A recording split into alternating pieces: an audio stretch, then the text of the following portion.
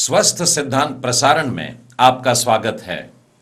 पवित्र शास्त्र बाइबल के लिए परमेश्वर की स्तुति हो, जिसके द्वारा हम अपने जीवन में लगातार सुधारने वाली शिक्षा को ग्रहण कर पा रहे हैं।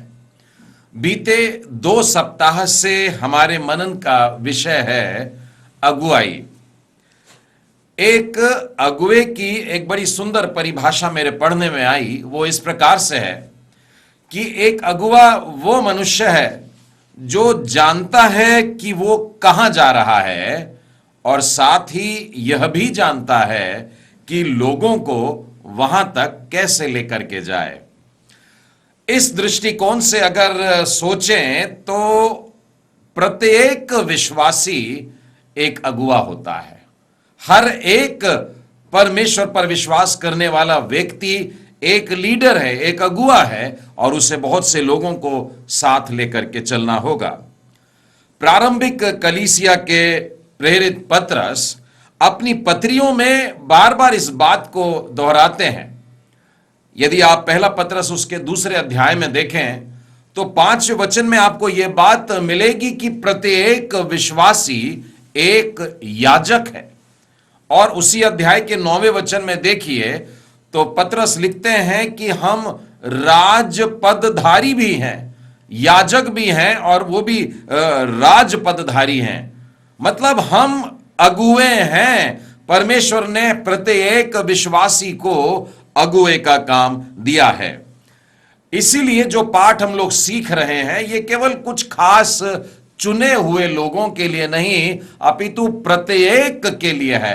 हम में से हर एक जन जो प्रभु यीशु मसीह पर विश्वास करते हैं उनके लिए पाठ है। प्रत्येक विश्वासी भाई और बहन के लिए जो सक्रिय रहना चाहते हैं, परमेश्वर के राज्य के कार्य में बढ़ना चाहते हैं। हम सीख रहे हैं अगुवाई कैसे ना करें। और अब तक हम लोगों ने इस विषय को लेकर के 2 पाठ सीख चुके हैं। Lesson number 1, do not lust for leadership. पहला पाठ था कि अगुवा होने की लालसा न करें। Lesson number 2, do not rely on your skill. दूसरा पाठ था कि अपने ही कौशल पर भरोसा न रखें। Today we are going to learn the 3rd lesson. आज हम लोग 3रा पाठ सीखने जा रहे हैं। How not to lead. अगुवाई कैसे न करें। Do not exploit people. लोगों का शोषण न करें। मैं फिर दोहरा रहा हूं, हाउ नॉट टू लीड। अगुवाई कैसे न करें। Lesson number 3, do not exploit people. तीसरा पाठ, लोगों का शोषण न करें। परमेश्वर आरंभ ही से प्रजा के चरवाहों के लिए एक शिकायत रखता आया है, जो मैं आपको यहिजकेल की पुस्तक के 34वें अध्याय से पढ़कर बताता हूं। वहां पर यूं लिखा है, हे मनुष्य के संतान, इज़राइल के चरवाहों के विरुद्ध भविष्यवाणी करके उन चरवाहों से कहे, परमेश्वर यहोवा यूं कहता है, हाय इज़राइल के चरवाहों पर जो अपने अपने पेट भरते हैं, क्या चरवाहों को भेड़ बकरियों का पेट न भरना चाहिए? तुम लोग चर्बी खाते, ऊन पहनते और मोटे मोटे पशुओं को काटते हो, परंतु भेड़ बकरियों को तुम नहीं चराते। स्पष्ट नजर आ रहा है कि परमेश्वर चरवाहों को देख रहा है कि वे किस तरह से अपने भेड़ों को सता रहे हैं। प्रजा के अगुवों को वो देख रहा है कि बजाय उनकी सहायता करने के, बजाय उनकी सेवा करने के, वो उन्हीं पर अपना सेवन कर रहे हैं, वो उन्हीं से अपना पेट भर रहे हैं। परमेश्वर पिता के ये शब्द मानो डांट के रूप में सामने आ रहे हैं। स्पष्ट लिखा है कि वे भेड़ों को खिलाने की बजाय भेड़ों को खा रहे हैं। अगुओं को इसलिए नहीं रखा कि अपने प्रजा के लोगों को दबाए। अगुओं को, लोगों को निचोड़ना नहीं चाहिए। परमेश्वर चाहता है कि अगुवे प्रजा के लोगों को सशक्त करें, अगुवे प्रजा के लोगों को सक्षम बनाएं। परमेश्वर चाहता है कि अगुवे उनकी भेड़ों के, उनके लोगों को सज्जित करें और उनको स्फूर्ति से भर दे। परमेश्वर प्रत्येक अगुवे से यही इच्छा रखता है, और जो ऐसा नहीं करते हैं उनके लिए यही जिकेल 34 के गुस्से से भरे परमेश्वर के डांट के शब्द है। प्रभु यीशु इन्हीं बातों को लेकर के अपने आप को एक चरवाहा बताते हैं। यूहन्ना रचित सुसमाचार और उसके 10वें अध्याय के 11वें वचन में देखिए, वे कह रहे हैं, अच्छा चरवाहा मैं हूं। अच्छा चरवाहा भेड़ों के लिए अपना प्राण देता है। अपना प्राण देना मतलब अपना सब कुछ देता है। यहीजिकेल 34 में हमने देखा, वो अगुए सब ले रहे थे, ऊन ले रहे थे, गोश्त ले रहे थे, चर्बी ले रहे थे, लेकिन अच्छा चरवाहा जो होता है वो भेड़ों को दे रहा है, अपना सब कुछ दे रहा है। यीशु ने कहा अपने प्राण भी दे देता है। बाइबल में हमें कुछ अगुओं के उदाहरण मिलते हैं। कुछ अगुए अच्छे भी मिले और कुछ ऐसे भी उदाहरण हैं जो बुरे उदाहरण हैं, और बाइबल इन उदाहरणों के द्वारा हमें बार बार सचेत कर रही है, सिखाना चाह रही है, और इन अच्छे उदाहरणों में से हमें सीखना है और उनके अनुसार चलना है। और जिन्होंने बुरे अगुओं का उदाहरण दिया उनका भी अध्ययन करके उन बातों से परे रहने का है, दूर रहने का है। किसी भी दृष्टिकोण से अगर मैं देखूं तो मूसा मुझे एक बेहद अच्छे अगुए के रूप में नजर आते हैं। मेरे साथ में चलिए निर्गमन की पुस्तक। आप देखेंगे कि मूसा प्रजा के लोगों को मिस्र से छुड़ा करके लाता है, और कितनी बार ऐसा हुआ कि प्रजा के लोग मानना ही नहीं चाहते, पीछे चलना नहीं चाहते। मूसा बता रहा है ऐसा करना है, वैसा नहीं करना चाहते, और इस कारण से परमेश्वर का क्रोध बार बार प्रजा के लोगों पर भड़क उठता था। ऐसे समय में आपको मालूम है मूसा जो उनका चरवाहा था, जो उनका अगुआ था, वो क्या करता है। मैं आपको एक वचन बता रहा हूं। जब यहोवा परमेश्वर ने मूसा से कहा, देख ये हठीले लोग हैं, ये सुनते नहीं, अब मुझे मत रोकना, मेरा कोप उन पर भड़क उठा है। मैं निर्गमन के 32वें अध्याय का 10वां वचन पढ़ रहा हूं। परमेश्वर मूसा से कह रहा, मुझको मत रोक, इन हठीले लोगों पर मेरा क्रोध अब भड़क उठा है, जिससे मैं उनको भस्म कर दूंगा, परंतु तुझ में एक बड़ी जाति उपजाऊंगा। क्या कहा परमेश्वर ने? मूसा को एक बड़ी जाति में उपजाने वाला है, बढ़ाने वाला है, लेकिन ये जो लोग सुन नहीं रहे हैं, हठीले हो गए हैं, उनको वो नाश कर देगा। मूसा जो कि अगुओं में बेहद नम्र अगुआ है, आगे बढ़ता है, और देखिए क्या कहता है 32वें वचन में। परमेश्वर से वो इनके लिए विनती कर रहा है, उनके लिए पश्चाताप की प्रार्थना कर रहा है, उनके लिए याचना कर रहा है कि प्रभु जी तू इनको माफ कर। हे प्रभु, अब तू उनका पाप क्षमा कर, नहीं तो अपनी लिखी हुई पुस्तक में से मेरा नाम काट दे। इन लोगों के लिए इतना प्यार उमड़ रहा है, अपने आप का बलिदान करने को तैयार है। बड़ा भयानक किस्म का वाक्य है ये। एक अनंत दंड भोगने को तैयार हो जा रहा है। तेरे जीवन की पुस्तक में से मेरा नाम काट दे अगर तू इनको दंड देने वाला है तो। मूसा उनके लिए प्रार्थना कर रहा है, प्रभु जी तू इनको माफ कर दे। ऐसे ही इससे पहले उत्पत्ति की पुस्तक में भी एक लीडर मुझको नजर आता है, एक अगुआ नजर आ रहा है जो बेहद प्यारा और अच्छा था। हालांकि वो खुद ऐसे राजा के अधीन था जो बहुत कठोर था।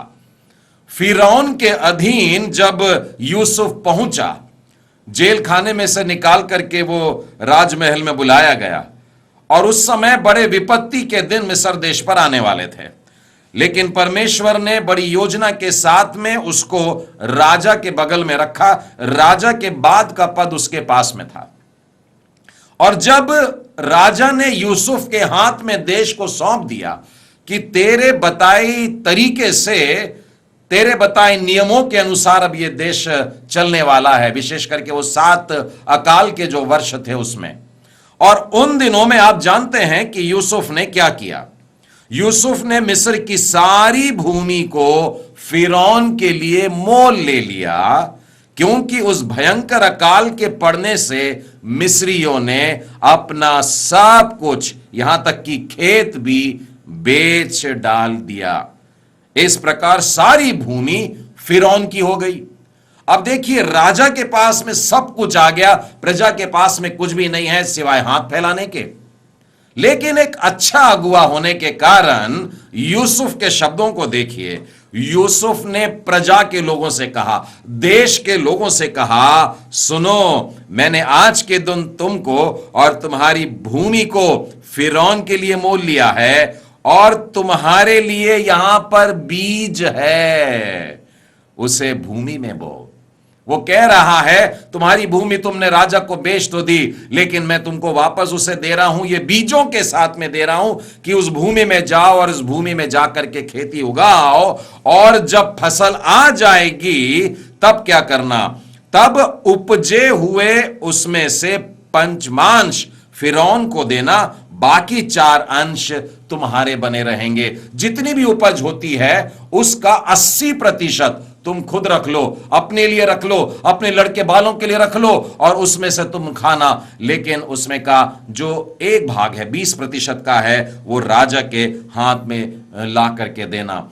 यूसुफ ने किसी भी तरह से इन हताश लोगों को, बेसहारा लोगों को निकाल नहीं दिया, खत्म नहीं कर दिया। यूसुफ ने लोगों का शोषण नहीं करा, परंतु एक अच्छा अगुआ साबित होता है। एक और उदाहरण आपको दाऊद के जीवन में से बताना चाहता हूं। दाऊद अपना बचपना चरवाहे के समान बिताया और परमेश्वर ने उसको आगे चल के भी चरवाहा ही बनाया। वो वैसे बचपन में भेड़ बकरियों का चरवाहा था। यदि आप पहला शमूएल खोलें और उसके 17वें अध्याय में आएंगे, यहां 34वें और 35वें वचन में से आपको बताना चाहूंगा।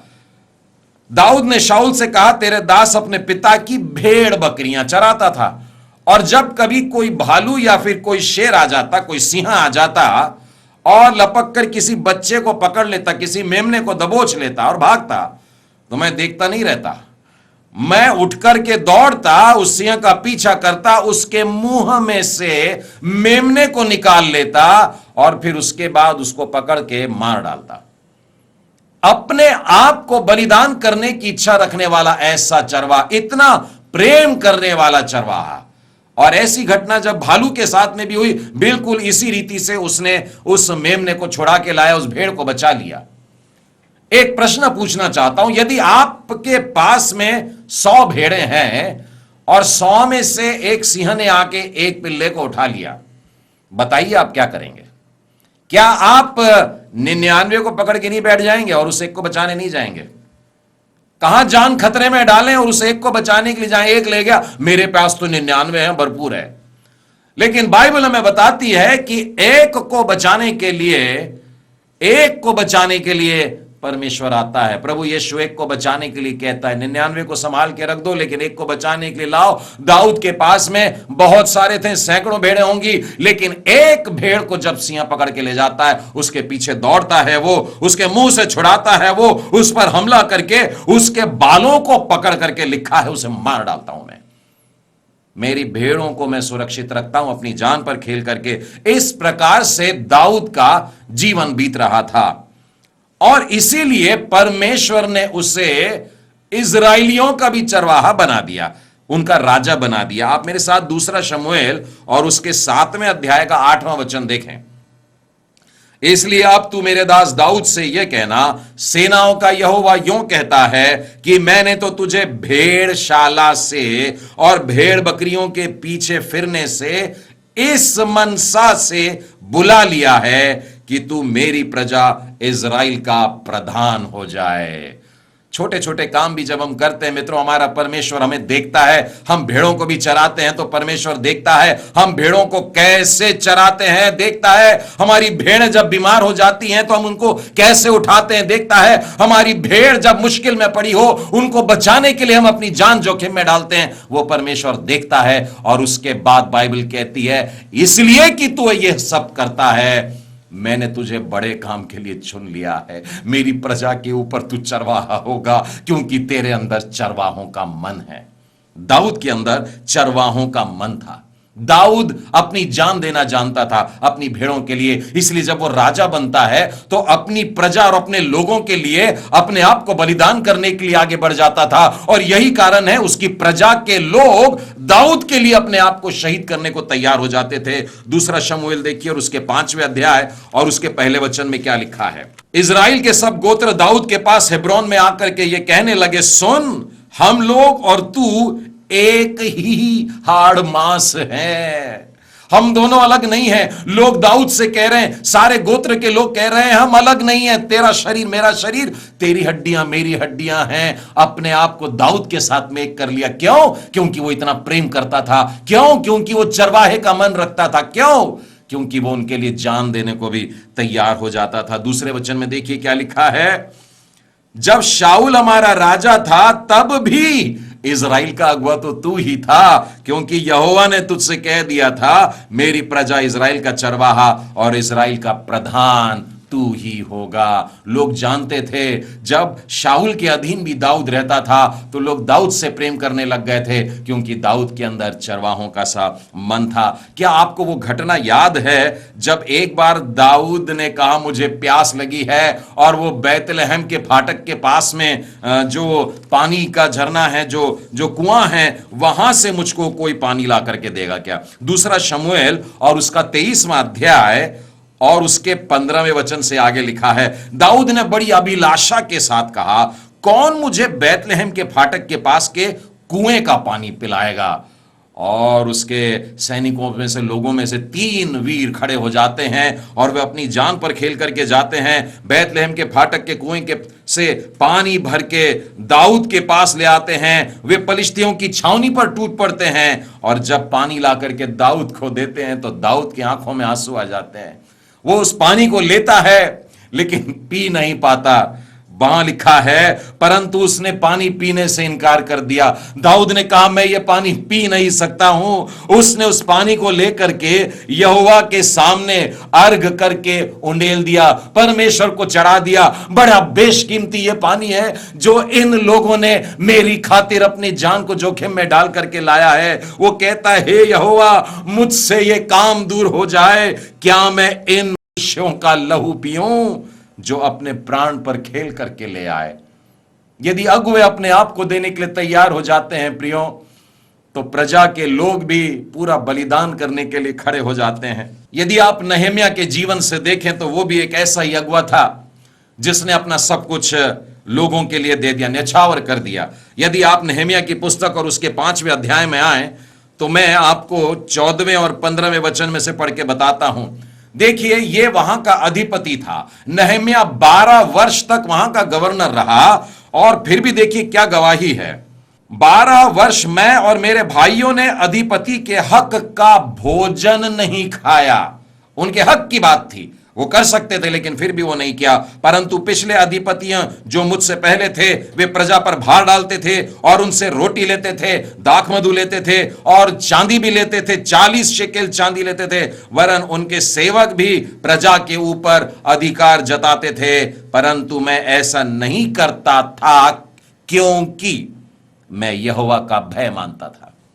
यहोवा के भय मानने वाले लोग, यहोवा के भय मानने वाले अगुवे लोगों का शोषण नहीं करते। आज का हमारा पाठ बिल्कुल यही है, डू नॉट एक्सप्लॉइट पीपल। लोगों का शोषण नहीं करना है, प्रजा के लोगों को सताना नहीं है, परंतु उनकी सेवा करना है।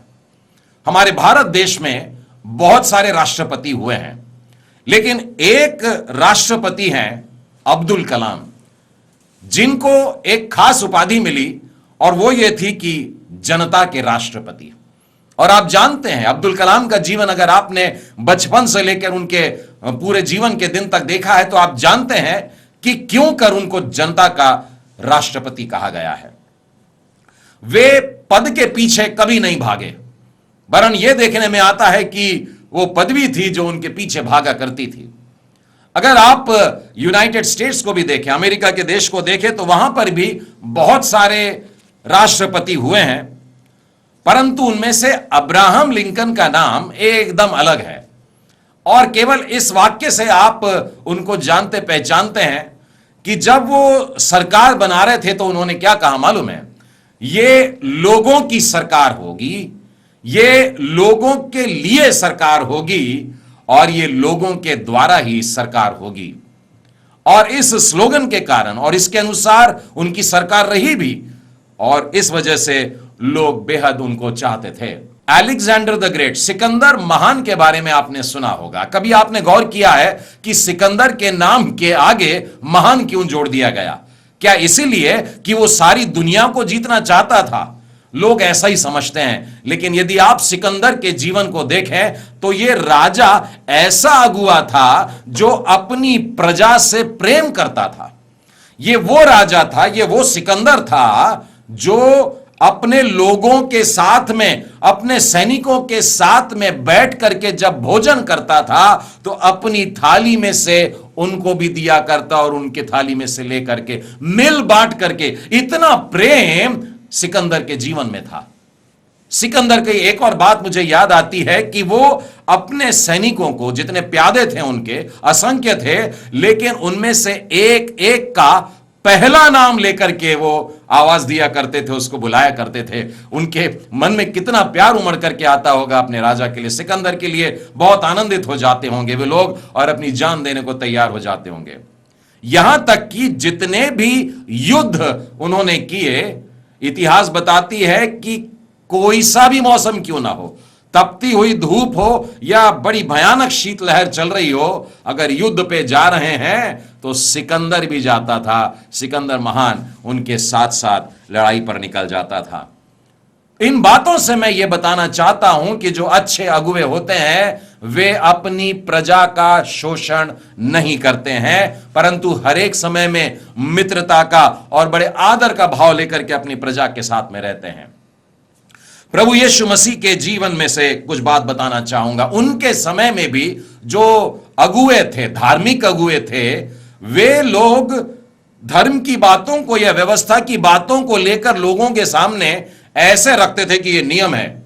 ये अधिकार को लेकर के लोगों को नियमों के नीचे, उन नियमावली के नीचे उनको दबाया करते थे। वे कहते थे कि ये कानून है और उस कानून के नीचे वे लोगों को दबाया करते थे। प्रभु यीशु ने इनका खुल करके खंडन किया है। मरकुस रचित सुसमाचार उसके दूसरे अध्याय में देखिए 27वें वचन में एक जगह यूं लिखा है, यीशु ने उनसे कहा, सबत का दिन मनुष्य के लिए बनाया गया है, ना कि मनुष्य शब्द के दिन के लिए। एक कानून बना दिया कि ये सब का दिन है और काम नहीं करेंगे, और जो काम कर रहे हों उनको पकड़ के अच्छी पिटाई हो जाती थी।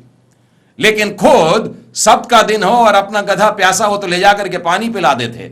अपने घर का कोई व्यक्ति अगर कुएं में गिर गया तो उसको निकाल लेते। ये सब काम चल रहे थे उनके, लेकिन लोगों को इस कानून के नीचे दबा करके रख रहे थे। वे अच्छे अगुवे नहीं थे। मनुष्यों का महत्व, ये बाइबल का जो वाक्य प्रभु यीशु ने कहा कि शब्द का जो दिन है वो मनुष्यों के लिए बनाया गया है, ना कि मनुष्य सबके दिन के लिए। इसका अर्थ यह है कि मनुष्य का महत्व इन संरचनाओं से, बनाई गई बातों से और इन प्रणालियों से कहीं ज्यादा ऊंचा है और उत्तम है। मेरे अगुवाई के दिनों में मैं इस बात पर जोर देता रहा हूं कि जो कार्य है वो उतना बड़ा नहीं है जितना कि कार्यकर्ता। जितने भी वर्कर्स हैं वो बहुत महत्वपूर्ण है, वो इंपॉर्टेंट है, बजाय इसके कि जो कार्य है। नया नियम में पाए जाने वाले अगुओं में पौलुस प्रेरित एक विशिष्ट व्यक्ति हैं, एक ऐसा ऊंचा स्थान रखते हैं जिन्होंने कभी भी शोषण नहीं किया। मैं पहला थिस्सलुनीकियों उसके दूसरे अध्याय और उसके 7वें वचन से आगे बताना चाहूंगा। जिस तरह माता अपने बालकों का पालन पोषण करती है, वैसे ही हमने भी तुम्हारे बीच में रह करके कोमलता दिखाई, माता पिता के समान तुम्हारी देखभाल की, ऐसे अगुवे रहे। और फिर आगे यह भी लिखा है, वैसे ही हम तुम्हारी लालसा करते हुए न केवल परमेश्वर का सुसमाचार पर अपना प्राण भी तुम्हें देने के लिए तैयार हो गए। और फिर आगे देखिए 11वें वचन में लिखा है, तुम जानते हो कि जैसा पिता अपने बालकों के साथ व्यवहार करता है, वैसे ही हम भी तुम में से हर एक को उपदेश करते और शांति देते रहे और समझाते रहे। माता पिता के समान कर रहे थे। अब एक प्रश्न पूछता हूं, क्या कोई माता पिता है जो अपने बच्चों का शोषण करते हैं? बिल्कुल नहीं। माता पिता अपने आप को भी भूखा रह करके अपने बच्चों को खिलाते हैं। एक अच्छा वाला अगुआ वो होता है जो अपनी प्रजा के लोगों के लिए कष्ट उठाने को तैयार है, अपने आप को बलिदान करने को तैयार है, और वो प्रजा को देने के लिए तैयार हो जाता है, खुशी देने को तैयार हो जाता है, आनंद देने के लिए तैयार हो जाता है। उसी प्रकार से मैं आपको दूसरा कुरिन्थी और उसके पहले अध्याय में लेकर के चलना चाहता हूं।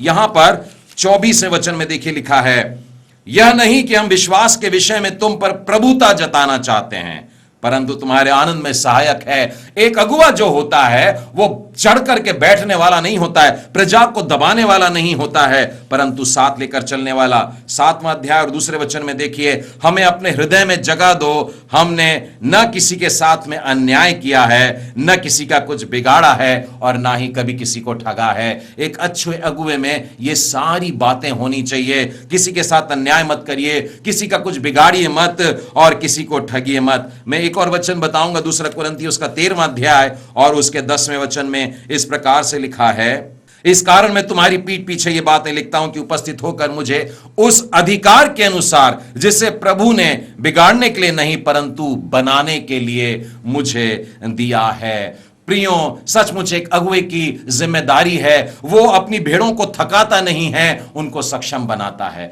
अपने प्रजा के लोगों को तोड़ना नहीं है परंतु उनको बनाना है।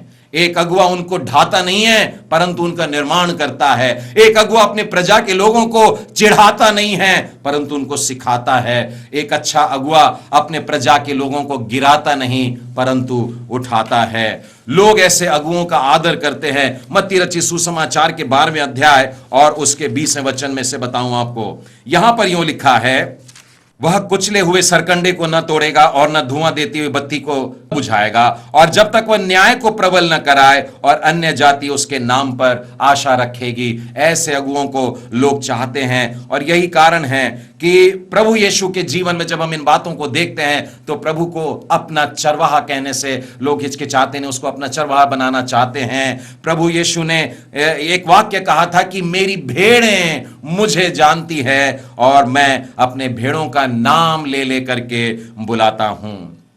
हाउ नॉट टू लीड, अगुवाई कैसे न करें। डू नॉट एक्सप्लॉइट पीपल, लोगों का शोषण न करें। परमेश्वर पिता आप सबों को आशीष दे।